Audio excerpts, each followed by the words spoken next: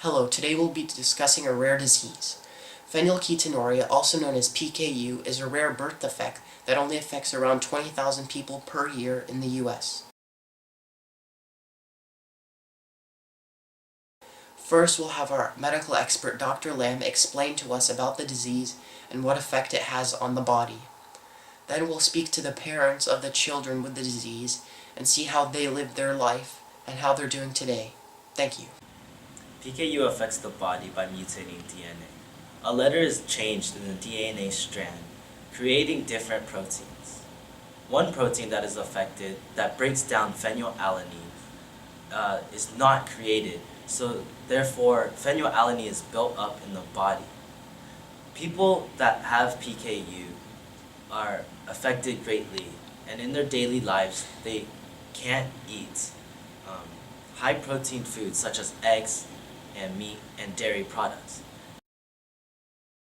And if they do eat these products, they could have mental illness or seizures.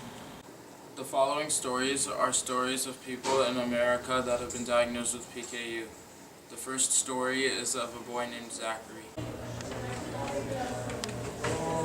Mr. Anderson, thank you for coming here today. No problem. Okay, I'm just going to ask you some questions real quick about your son Zachary. When Zachary was born and diagnosed with PKU, did you know that you and your wife were carriers of PKU as well? No, we did not know that we are carriers of the PKU gene, and it was our mistake that we did not test before we had children.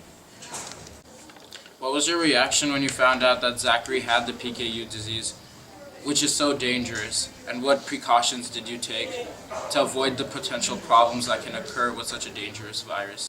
At first, we were devastated when we figured out that Zachary had PKU. We did not know exactly what PKU was, so we consulted many doctors, and they all told us to put Zachary on a strict diet. So we put him on a protein strict diet. Okay, Mr. Anderson, I have one last question. Did Zachary have a normal childhood despite having this PKU disease, which is so dangerous? Although Zachary has been living with PKU his whole life, it didn't affect his childhood that much besides his diet. As of now, you can't even tell that he has the disease. Alright, Mr. Anderson, thank you for your time. Yeah, thank you for having me. We unfortunately weren't able to have Rona's father join us today, so we will be doing our interview through Skype.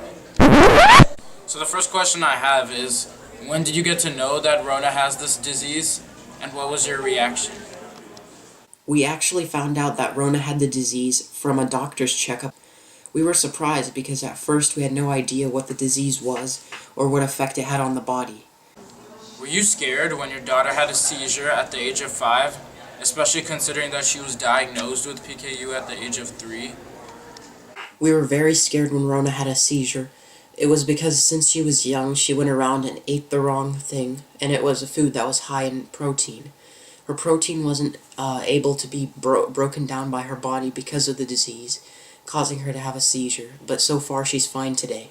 So the last question I have for you is, how effective do you think that the mandatory screening for PKU is today? I think the mandatory PKU screening is very effective because it allows the parents to find out if they carry the PKU gene at an earlier stage. I wish I had the opportunity to take it, and more people should take the tests so that they can prevent more people from getting the disease. Alright, thank you for your time today, and good luck with your family. So far, there are no answers to stopping PKU, but only to prevent it through genetic screening.